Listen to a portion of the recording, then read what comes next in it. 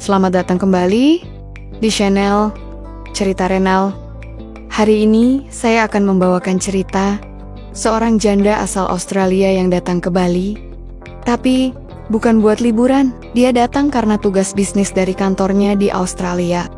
Dia tinggal di sebuah villa yang dijaga Fahri, cowok lokal yang sederhana tapi sopan banget. Awalnya semuanya biasa aja.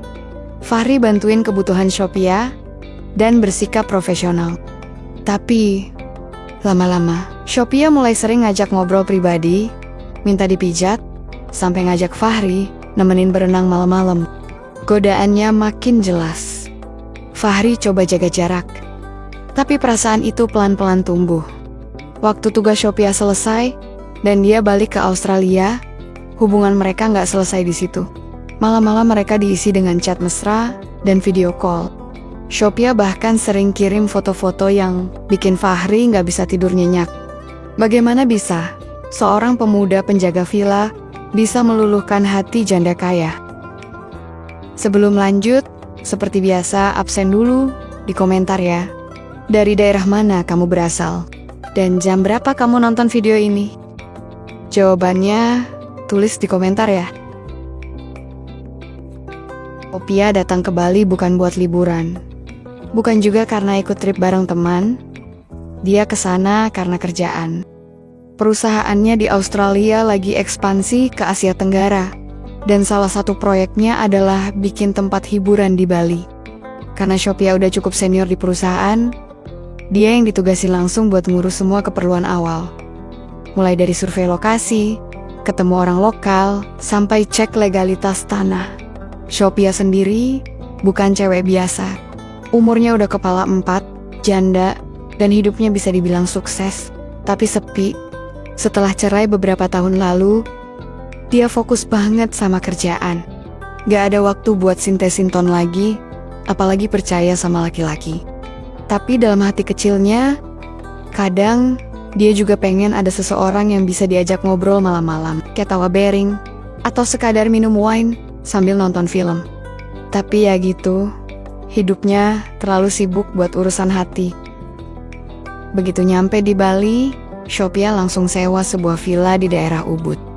Tempatnya tenang, gak jauh dari alam, dan cocok banget buat kerja sekaligus cari inspirasi. Villa itu dijaga sama seorang cowok lokal, namanya Fahri. Masih muda, mungkin awal 20-an, tapi sopan dan kelihatan banget rajin kerja. Gaya bicaranya kalem dan gak neko-neko. Pas pertama ketemu, Fahri langsung bantuin bawa koper Sophia yang segede kulkas kecil itu ke dalam kamar. Dari hari pertama, Fahri udah nunjukin kalau dia bukan penjaga villa biasa. Tiap pagi, dia selalu nanyain, apakah Sophia butuh sesuatu? Kalau AC-nya ngadat, dia sigap pecelan. Kalau lampu kamar mati, dia yang naik tangga. Bahkan, kadang dia bawain buah dari kebun belakang buat Sophia. Niat banget bukan? Sophia yang awalnya cuek, mulai merasa nyaman. Tiap pulang dari kerja, dia sering ngobrol sebentar sama Fahri di teras. Sekadar nanyain kabar, atau cerita soal hari itu. Kadang mereka duduk bareng sambil ngopi sore-sore, lihat matahari mulai tenggelam di balik pepohonan. Fahri juga bukan orang yang banyak ngomong. Tapi justru itu yang bikin Sophia tertarik. Dia kelihatan tulus, nggak basa-basi, dan punya cara sendiri buat bikin orang merasa dihargai. Mungkin karena itu juga, Sophia jadi sering minta tolong hal-hal kecil ke Fahri. Bukan karena nggak bisa ngelakuin sendiri, tapi karena dia ngerasa nyaman ditemani. Beberapa malam saat Sophia ngerasa capek dan kepalanya penuh, dia ngajak Fahri duduk bareng di taman belakang. Mereka ngobrolin banyak hal, tentang budaya Bali, tentang hidup, bahkan soal perceraian Sophia. Anehnya, Sophia nggak merasa canggung cerita hal pribadi ke Fahri. Mungkin karena Fahri nggak pernah enjudge atau sok ngasih saran. Dia cuma dengerin. Waktu berjalan, dan meskipun mereka berasal dari dunia yang beda jauh, Sophia si wanita karier dari luar negeri, Fahri si penjaga villa yang sederhana. Tapi entah kenapa, ada semacam ketertarikan yang pelan-pelan muncul. Sophia mulai sering cari alasan biar bisa ngobrol lebih lama. Dan Fahri, meski tetap jaga sikap, juga gak pernah menolak. Seiring hari berganti, interaksi antara Sophia dan Fahri makin sering.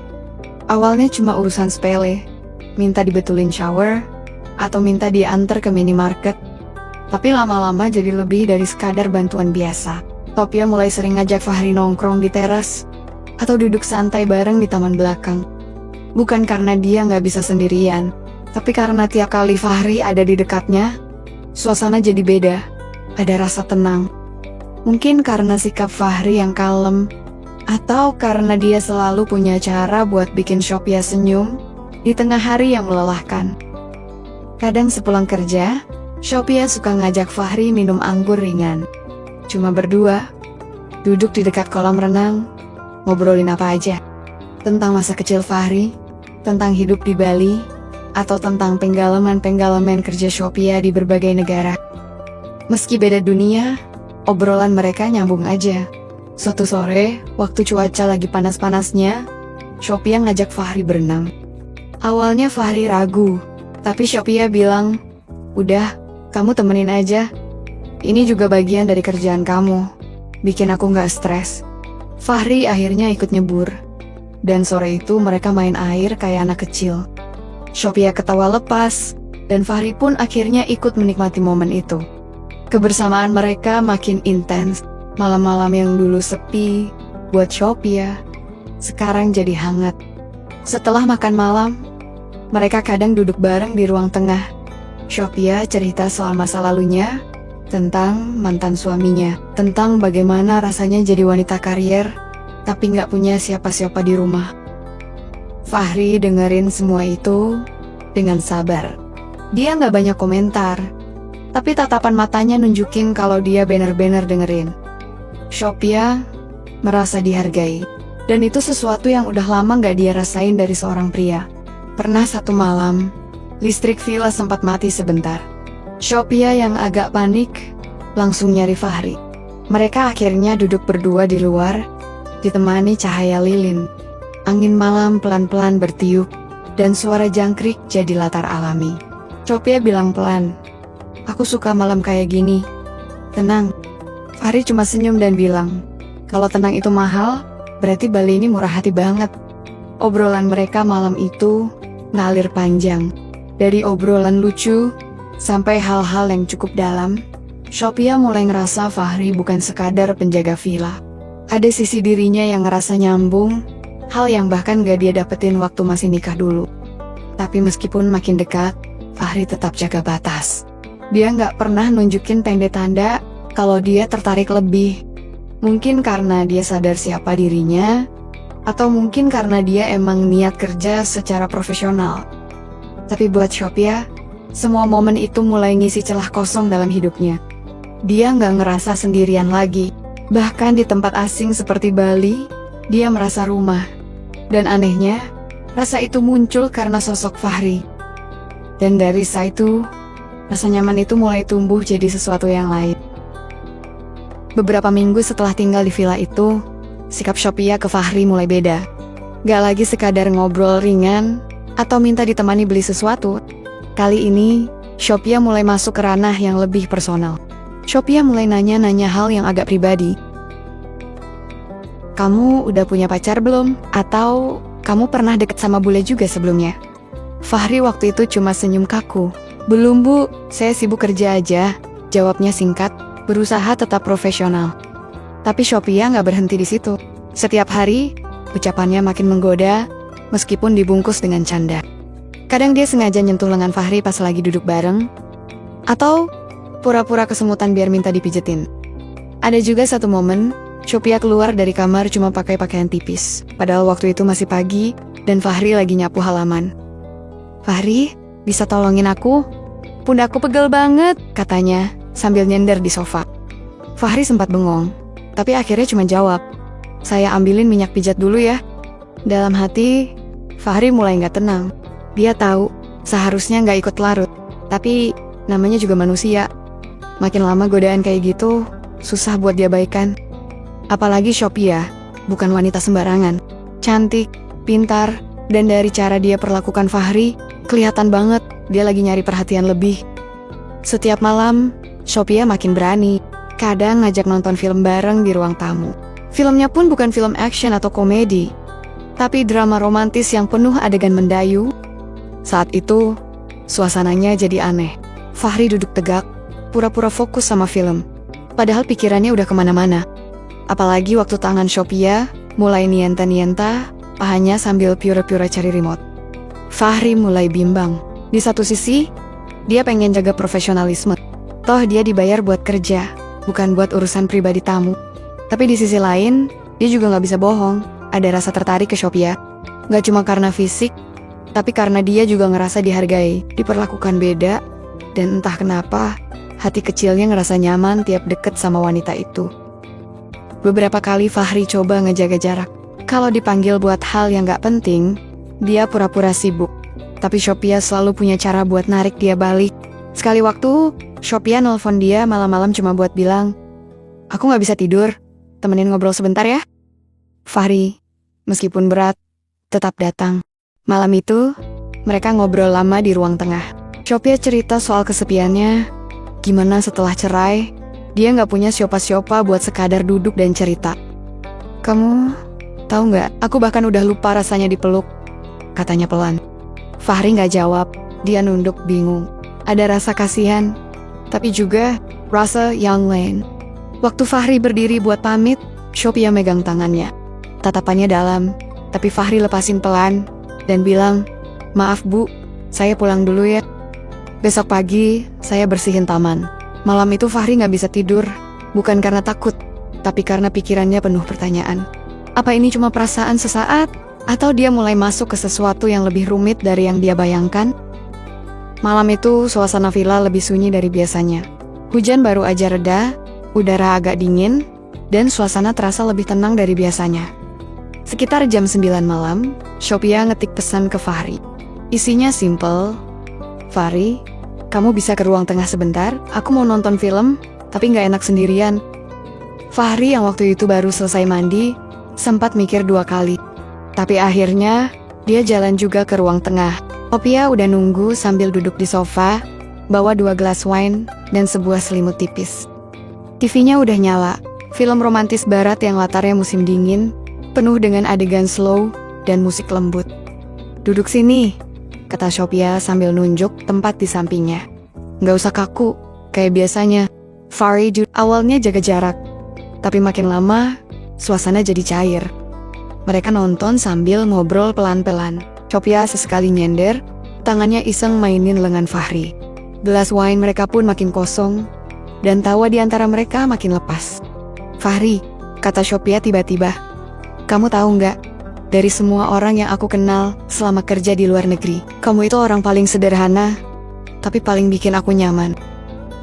Fahri cuma senyum. "Saya cuma lakuin yang terbaik aja Bu. Tapi kamu gak ngerti ya, kadang yang sederhana itu justru bikin orang bisa jatuh." Hening sejenak, tatapan mereka saling bertemu. Gak ada yang ngomong, tapi situasinya udah jelas. Sophia mendekat sedikit. Fahri bisa aja mundur, bisa aja berdiri dan pamit. Tapi malam itu, dia diem. Gak tahu kenapa, tapi semua batas yang selama ini dia pegang mendadak runtuh. Mereka gak banyak ngomong, gak ada pengakuan, gak ada janji. Tapi malam itu mereka larut dalam kebersamaan yang lebih dari sekadar obrolan. Semuanya mengalir begitu aja. Mereka masih duduk berdua, cuma diem, saling mandang, kadang senyum kecil. Sophia sandarin kepalanya di bahu Fahri dan bilang pelan, "Aku gak nyesel sama sekali." Fahri gak jawab, tapi dari caranya dia megang tangan Sophia, kelihatan banget dia juga ngerasa hal yang sama. Malam itu bukan cuma soal kedekatan fisik, tapi lebih kayak pintu yang udah kebuka dan keduanya sadar hubungan mereka udah gak bisa balik ke titik semula. Besok paginya, Fahri bangun lebih dulu. Dia masak kopi, duduk di teras, dan mikir panjang. Antara bingung, senang, dan sedikit takut. Dia sadar, malam kemarin bukan sekadar hilaf, itu udah masuk ke wilayah yang lebih dalam, yang kalau diterusin, bakal bawa konsekuensi besar. Tapi anehnya, gak ada penyesalan. Bahkan saat Sophia keluar dari kamar dan senyum padanya sambil bilang, pagi, kamu ngopi duluan ya. Fahri cuma bisa balas senyum juga. Dan entah kenapa, pagi itu terasa lebih hangat dari biasanya. Hari-hari berlalu cepat, dan tugas Sophia di Bali sebentar lagi selesai. Rencana pulang ke Australia sudah di depan mata, dan suasana hati keduanya jadi campur aduk. Di satu sisi, mereka senang karena udah punya momen berharga bersama. Tapi di sisi lain, perpisahan sudah menghantui pikiran. Malam sebelum keberangkatan, suasana di villa terasa berbeda. Mereka duduk berdua di teras, lihat bintang, sambil minum teh hangat. Sophia diam lebih lama dari biasanya, seperti sedang menyimpan sesuatu dalam hati. Fahri yang biasanya santai, malam itu juga terlihat agak gugup.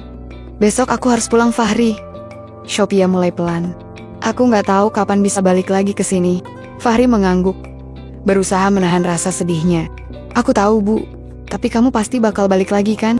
Sophia cuma tersenyum kecil. Mereka berdua tahu, setelah ini semuanya bakal berubah. Nggak cuma jarak, tapi juga cara mereka berhubungan. Pagi harinya, saat mobil jemput Sophia datang, mereka berpelukan erat. Sophia sempat menatap mata Fahri, seperti ingin mengukir kenangan itu selamanya. Jaga diri baik-baik, Fahri, ucap Sophia lirih. Kata-kata itu membawa rasa sesak di dada Fahri. Kamu juga. Jangan lupa kabarin aku. Setelah Sophia pergi, Fahri berdiri di depan villa. Pandangannya kosong. Hampa terasa begitu dalam, tapi mereka berdua sepakat. Komunikasi harus tetap berjalan. Gak mau kehilangan apa yang sudah mereka bangun. Dan benar saja, mulai hari berikutnya, chat WhatsApp mereka gak pernah sepi. Sophia sering kirim pesan yang penuh kehangatan. Bahkan kadang diselingi dengan foto-foto santainya di Australia. Foto-foto yang bikin Fahri senyum-senyum sendiri. Kadang Sophia kirim foto saat dia lagi jalan-jalan di taman. Kadang lagi duduk santai sambil baca buku. Mereka mulai sering video call di malam hari, dengan suara yang saling mengisi ruang sepi masing-masing. Dari sekadar ngobrol soal kerjaan, sampai cerita masa lalu yang belum pernah mereka bagi. Obrolan mereka jadi makin dalam, makin romantis, dan makin enak. Sophia sering bilang, kamu tahu nggak, aku nggak pernah merasa sesepi ini, sampai kamu hadir. Fahri cuma bisa jawab, aku juga. Aku nggak nyangka, bisa secepat ini ngerasa begitu. Waktu berlalu, Sophia mulai merasakan ada sesuatu yang berbeda dengan tubuhnya. Kadang dia ngerasa mual, kadang cepet capek. Awalnya dia kira cuma efek stres kerjaan. Tapi perasaan itu semakin kuat. Suatu malam, setelah video call, Sophia tiba-tiba bilang, Fahri, aku harus bilang sesuatu. Aku merasa ada yang berubah dalam diriku. Fahri langsung tegang. Apa itu, Bu? Sophia tarik napas dalam. Aku pikir aku mungkin hamil. Fahri kaget, jantungnya berdebar. Tapi dia berusaha tetap tenang. Aku bakal di sini buat kamu. Apapun yang terjadi. Momen itu bikin hubungan mereka makin nyata. Gak cuma soal jarak dan perasaan, tapi juga masa depan yang mulai terbuka lebar, penuh dengan pertanyaan dan harapan. Begitu Sophia dapat hasil tes kehamilan yang positif, perasaannya langsung campur aduk, antara senang, takut, dan bingung. Gak lama setelah itu, dia kirim pesan ke Fahri. Fahri, aku hamil, tulis Sophia dengan jantung berdebar. Fahri yang lagi santai di rumah, langsung kaget baca pesan itu. Tapi, gak lama setelah itu, perasaan dia berubah jadi serius. Dia tahu, ini bukan cuma soal mereka berdua lagi. Ada tanggung jawab besar yang harus dia hadapi. Fahri langsung video call Sophia malam itu juga. Matanya gak bisa sembunyikan kekhawatiran. Tapi dia coba tenang. Kita harus hadapi ini bareng, Bu. Aku di sini buat kamu. Sophia lega dengar itu. Mereka ngobrol lama, mulai dari persiapan sampai bagaimana masa depan nanti. Tapi ternyata, hal paling berat justru datang dari luar. Beberapa hari setelah kabar itu tersebar, Fahri memutuskan untuk ngomong sama orang tuanya. Malam itu, di ruang keluarga rumah Fahri, suasana agak tegang. Fahri bilang perlahan, Bunda, Ayah, aku harus bilang sesuatu penting. Aku akan menikah dengan Sophia. Dia sedang hamil anakku. Orang tua Fahri langsung diam sejenak, lalu sang ibu angkat bicara. Kamu serius? Sophia itu bule. Jauh lebih tua dari kamu. Budaya kita beda banget. Ini gak bakal gampang, Fahri. Ayahnya juga ikut menambahkan, kami takut kamu nanti malah susah di masa depan. Perbedaan usia dan budaya itu bukan hal kecil. Fahri berusaha meyakinkan, aku tahu ini gak mudah, tapi aku sayang dia. Dan aku siap bertanggung jawab, aku gak mau nion-nion anak ini. Walaupun begitu, orang tua Fahri tetap terlihat ragu dan berat hati. Mereka gak langsung setuju, tapi mereka juga gak menolak mentah-mentah. Fahri merasa beban makin berat. Dia tahu, dia harus perjuangin ini. Bukan cuma buat dirinya sendiri, tapi juga buat Sophia dan calon anak mereka. Dalam hati, Fahri sadar, ini bukan cuma soal cinta atau hubungan biasa. Ini soal dua dunia yang harus dijembatani, dengan segala tantangan yang mungkin muncul. Tapi, dia gak mau mundur. Malah, dia merasa lebih kuat. Karena sekarang, ada sesuatu yang lebih dari sekadar perasaan nada, sebuah tanggung jawab yang harus dia jalani. Setelah beberapa minggu penuh pergulatan pikiran, Sophia akhirnya memutuskan buat balik lagi ke Bali. Bukan cuma buat urusan bisnis, tapi lebih penting, dia pengen ketemu langsung Fahri dan ngobrol serius tentang masa depan mereka. Pas Sophia tiba di villa, suasananya beda banget. Ada semacam campuran lega dan tegang yang terasa di udara. Fahri yang sudah menunggu, langsung maju sambut Sophia dengan senyum yang sedikit canggung tapi penuh harap. Sophia, aku udah ngomong sama orang tuaku, kata Fahri pelan tapi mantap.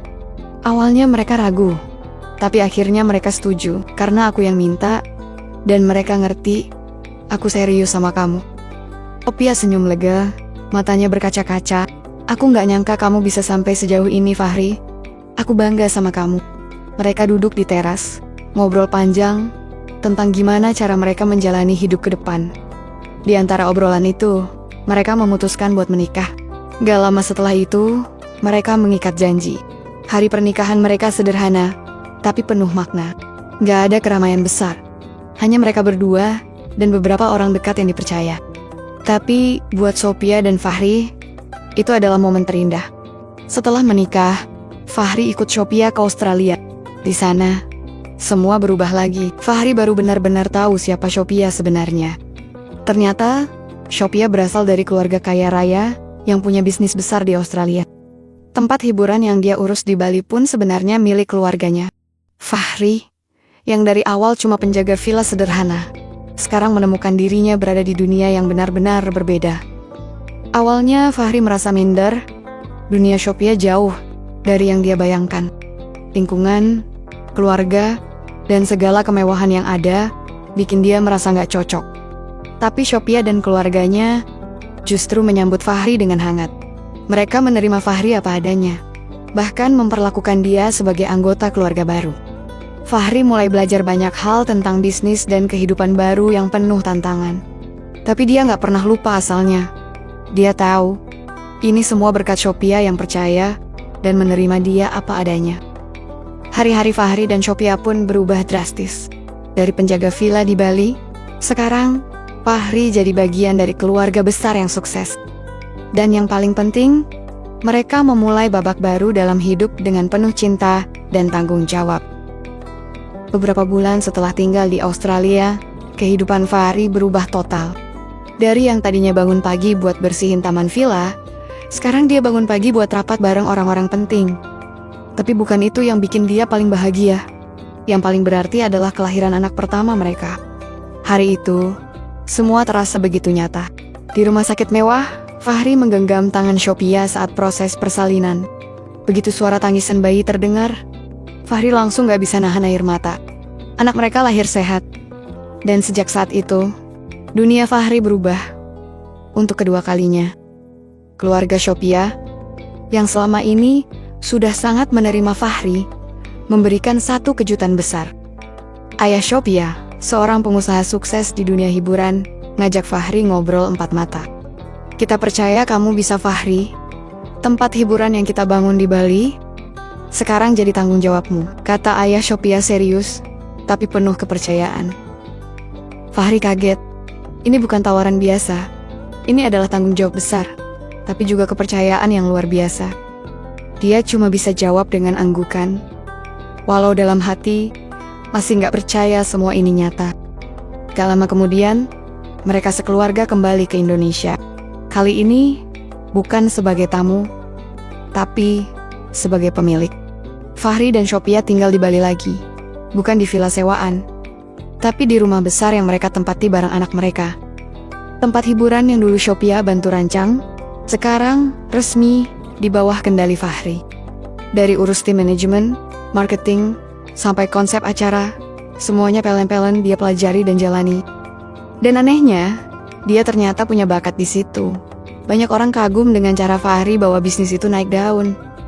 Warga lokal pun mulai banyak yang ngomongin Fahri. Dulu cuma penjaga villa biasa, sekarang bos tempat hiburan ternama, suami dari janda cantik bule kaya, dan menantu dari keluarga konglomerat Australia. Tapi meskipun hidupnya berubah drastis, Fahri nggak pernah sombong. Dia tetap ramah, tetap sopan, dan gak lupa daratan. Dia tahu semuanya berawal dari kejujuran dan kerja keras. Dan yang paling penting, dari keberaniannya buat ambil keputusan besar dalam hidup. Kisah Fahri dan Sophia jadi inspirasi banyak orang. Gak sedikit yang ngira hidup Fahri kayak cerita sinetron, tapi ini nyata. Cinta yang awalnya kelihatan mustahil, ternyata bisa jadi kenyataan. Dan lebih dari itu, jadi awal dari kehidupan yang gak pernah dia bayangkan sebelumnya. Sekarang, Fahri gak cuma punya keluarga yang sayang sama dia, tapi juga masa depan yang cerah. Dan semuanya dimulai dari satu villa kecil di Bali, dan satu kesempatan yang gak disia-siakan.